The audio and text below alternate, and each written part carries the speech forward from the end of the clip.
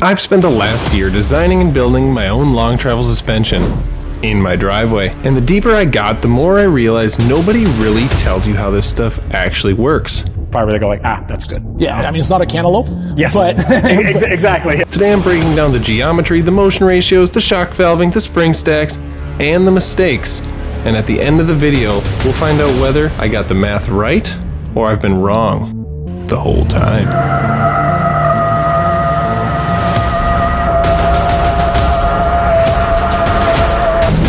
Building your own suspension may look simple on the outside perspective. Big shocks, wide arms, just send it. But when you try to build it yourself, you realize every measurement matters. If geometry is wrong, the truck drives weird. If the motion ratio is wrong, the shocks don't act right. And if the spring rates are wrong, well, we'll save that for later in the video. Alright, I pretty much have the control arm cut to the angles. These are going to be the main part of the tubes. And then obviously bushings will go on the ends. They'll get notched out for that. These will go in, and they'll also get a brace, a strap over the top to the backside, so that way it's welded all the way around 360 around here, and then it also comes onto here, so you have welds going both directions, so it doesn't want to pull apart. Pretty much going to have this laid out. Because the chop saw is not a perfect precision instrument, we are going to clamp all four of these together, grind them so they match, clamp all four of the short sides together, grind them so they match, and then we will weld it all together because we want all four of these legs to be identical. So then we will weld the top and the bottom of each one, take it apart, finish welding them, and then they'll be the same, and then we'll have to set the angles, get the notches for the bushings made, and then we'll have to have a rod through these so they stay straight when we get the whole thing put together. Let's get to grinding.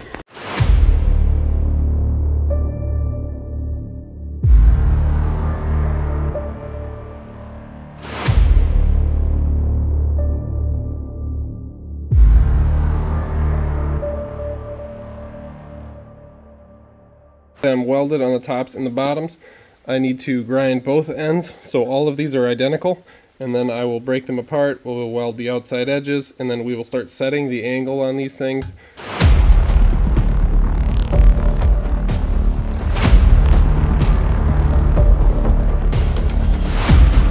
Now that I have them all trimmed, spot welds removed, ground, I need to separate. And basically what we're going to do, use that to hold this up. So we need to get this angle set here.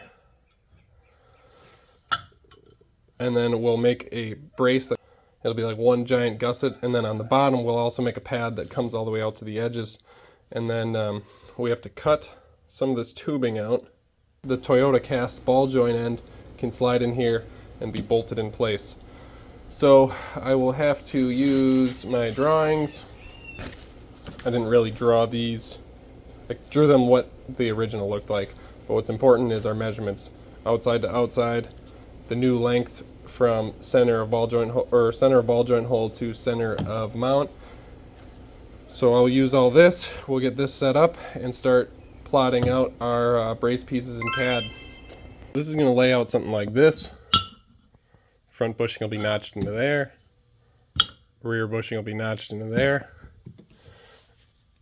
Big Toyota forged knuckle. It's going to be bolted in with just the nose of that sticking out.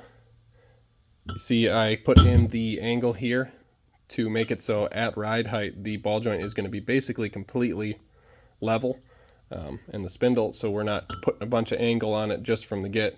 That way we can maximize our up and our down travel. I am going to have to get a piece of threaded rod to run through both bushings to keep them nice and straight, and then I will have a bar come off of that out here where we can run a bolt into this, and we can set our proper distance, and we can set how far forward and back from the mounting positions they are, because this needs to be from the front of this bushing to the center of that. It needs to be 6 3/4 inches from the front, and then from the center to the outside of that bushing it needs to be 8 inches, so we get our proper setup on where our wheel's going to ride. We are pushing that forward 3 inches in the wheel well to give us more clearance for turning and firewall clearance for larger tires. Don't mind my mess. And we're going to do that. So I need to start getting the setup to jig this out, and we'll make the next pieces.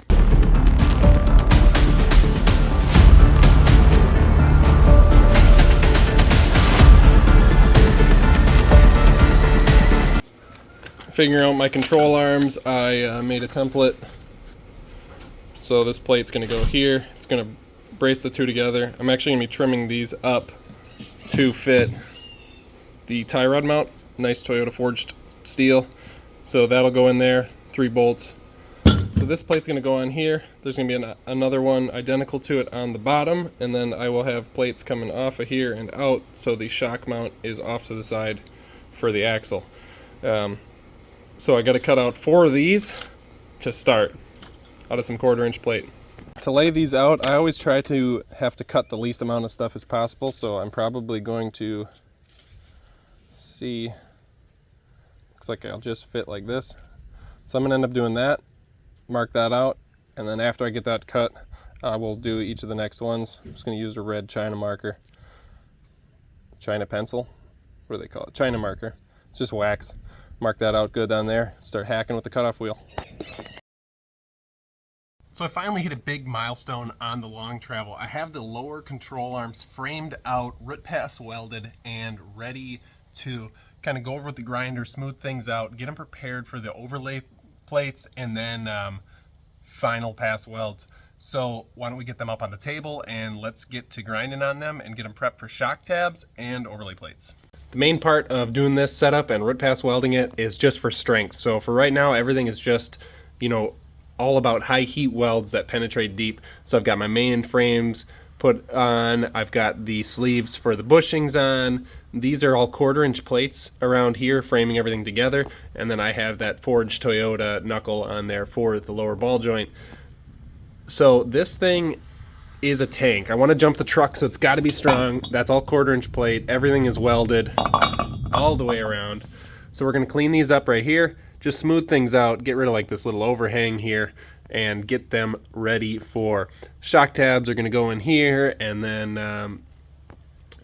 we'll put overlay plates on the side, and we might add a couple gussets. I have to decide. This is like much stronger than 90% of suspensions out there, but we want it to be a tank, never have to worry about it.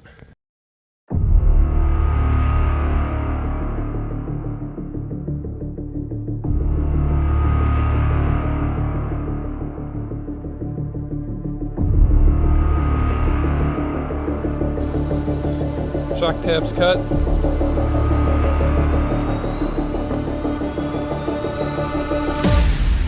feel like that symbol in the metal's got to mean something.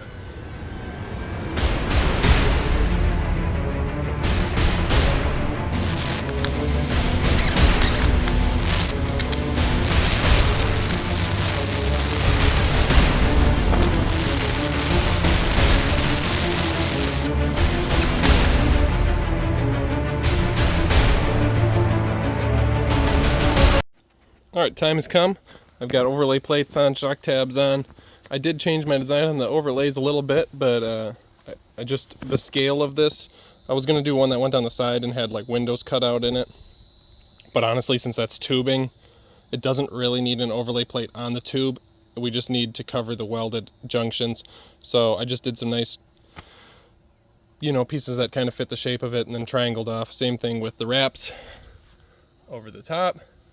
Shock tabs are on. So now I'm going to go around and do final pass welds. So everywhere that there is a ground TIG weld, I'm going to run a bead. And then this thing will be just ready for cleanup and paint.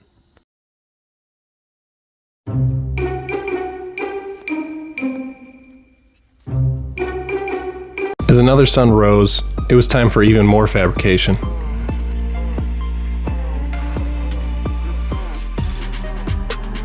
The upper control arms needed the same treatment, 3 inches longer and move the ball joint mount 3 inches forward. To do that, I salvaged the front of the control arm where the ball joint mounts in and placed the bushings and the ball joint mount in the jig, tying it all together with some square tubing.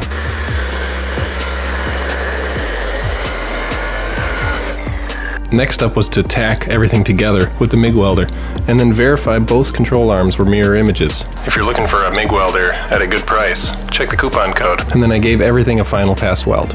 Terra-SharkTV, we pride ourselves in using the top-notch, most technically advanced technology the world has to offer. And that's why when it came time for painting the suspension for the Tundra, we used an old stick of bamboo, a ladder that's probably 40 years old, and a broomstick for my push broom, all powered by the Derelict collection. Derelict!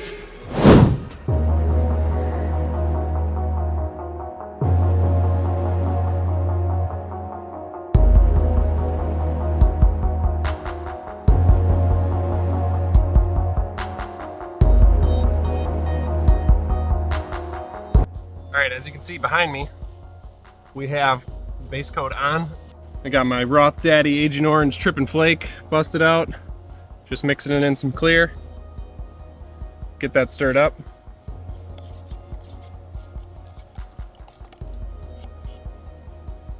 We'll make that red pop a little bit.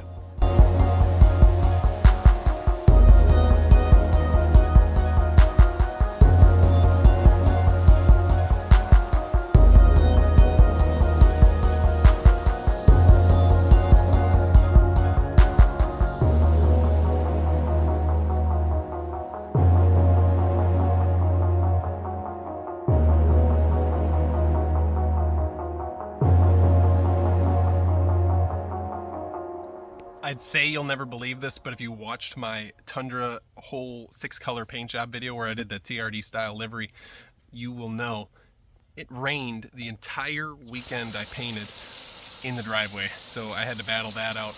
And at that point we had been in like a crazy Florida drought where we hadn't had rain in weeks. And then of course it just poured for 2 days straight while I was painting. I set these up, it started sprinkling, but we got them done, and as long as it doesn't pour before they're 100% cured out, we're gonna be in good shape. But check out this flake job.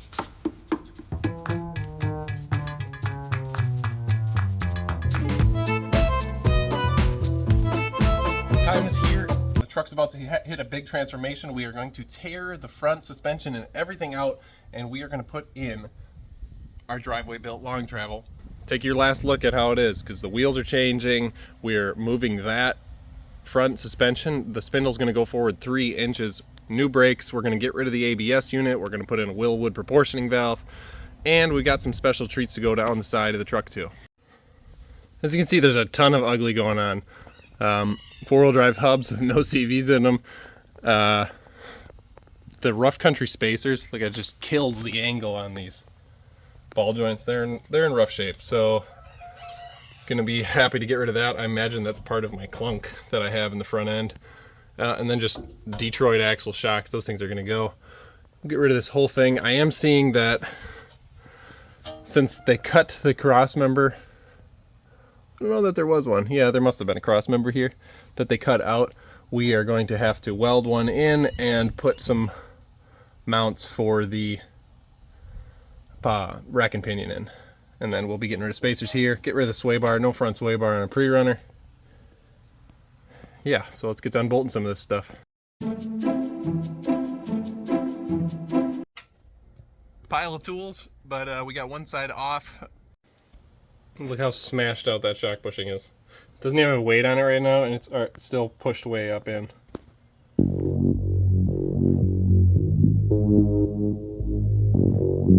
Entire front suspension is off. Now next steps are to take this rough country stupid cross member off, and then we'll get our ground clearance back. So there's some huge 1.1/8" bolts up there. We're gonna bust all those loose, get that thing out of the way. We're gonna have to hang the rack and pinion because there will be nothing holding it for right now, and we don't want it to just sag on the power steering lines. So we'll tie it up to the frame rails, get that unbolted, and on to the next one. The power of Christ compels you. The power of Christ compels you. That the power of Christ compels you! Got it. And there he was. Gone. All right, with everything removed, I'm gonna have to put a cross member in where they cut right here out for the rack and pinion. Thankfully, it has a spot to locate it. The original outside mount, and then I don't know if I'm gonna cut up the rough country cross member and put it and weld that in, or if I am going to weld a square tube in and then just put the mounts on that. So to be determined there, but we made a lot of headway. It'll be nice with everything out. I can touch up paint all this stuff, make it look good in the wheel well.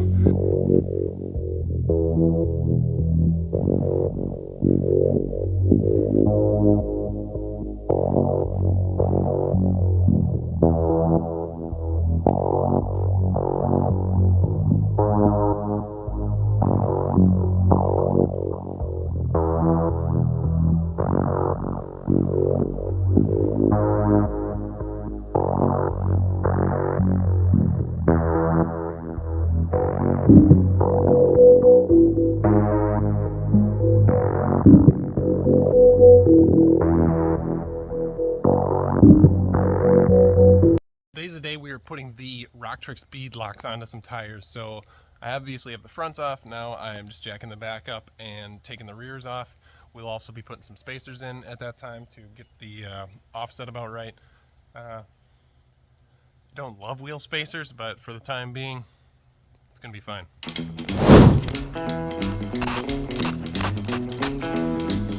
I reached out to Rocktrix and they offered me a coupon code for any of you looking to find a good set of wheels at a good price. Check the coupon code below. Even though I haven't actually finished the steering or gotten the brake lines or anything, I just had to get the wheel on this thing to kind of see what it looked like. The approach on this, having the wheel so much farther forward, has changed the truck significantly. Obviously we're still sitting a little high, but that wheel's on the ground, like barely touching its travel. It's got a ton of room up and down. Man, that's sick.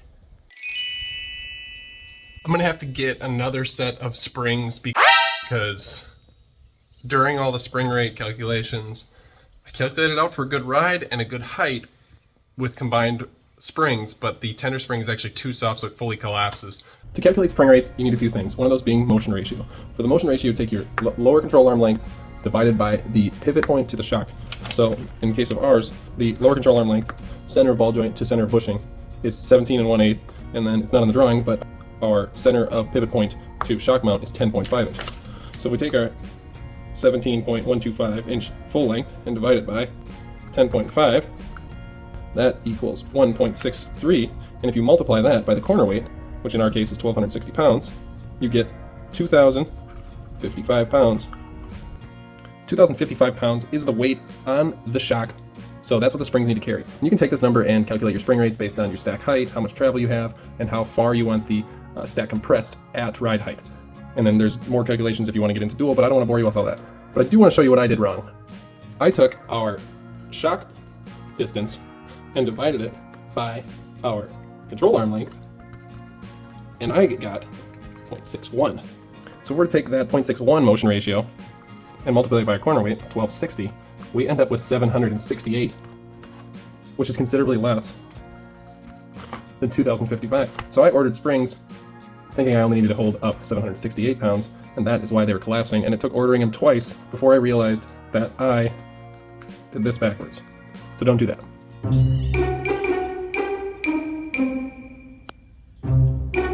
So you want to build a long travel.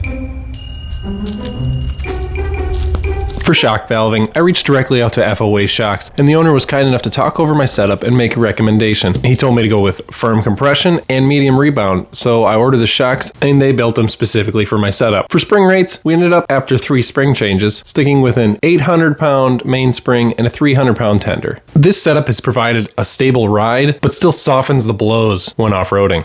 Never mind that shit. Here comes Mungo.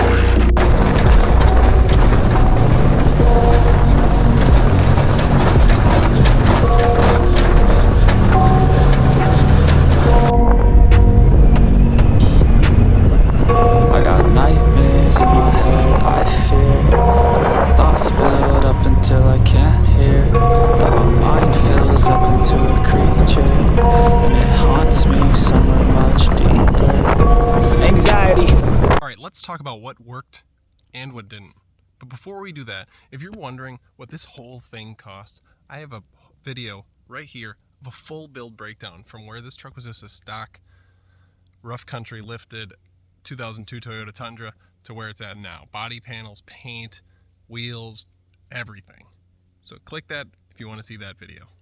The biggest issues with my whole design is until I cut out the fender aprons, inner fenders, I cannot move my shocks up and inboard enough to fully use my travel. So right now I'm limited a little bit and I have it strapped to deal with such. The other issue is on down travel, and that has to do with the same thing. With the aprons in there, I cannot move the shocks inboard enough. As the suspension cycles down, it would bump the spindle into the coilover. So to do away with that, we need to cut the aprons out. We need to build some big shock hoops, and we need to kick those coilovers up and in. And we're probably going to do that when we cage this. But it's not all bad. The suspension cycles over double what it did factory, and it runs out so nice. The only problem we have now is the rear is just stock leafs. So we're either going to have to do a spring under kit with some long travel leafs and put some bypasses on the back, or we're going to have to link this whole thing. And I think that may be the way to go. If you're building a project like this, drop a comment below. Let me know what you're building. I'd love to talk about it, or shoot me a message over on Instagram. Or even join the Patreon and be part of the community. Why don't we see how this truck runs out?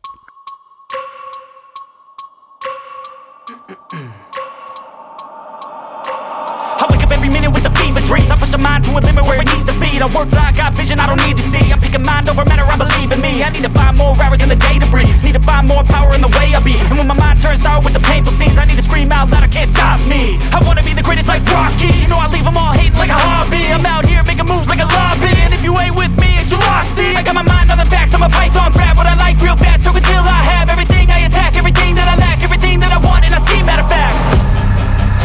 Cause I'm my own worst enemy. Only if I let it be. I can control anything if I can just think carefully.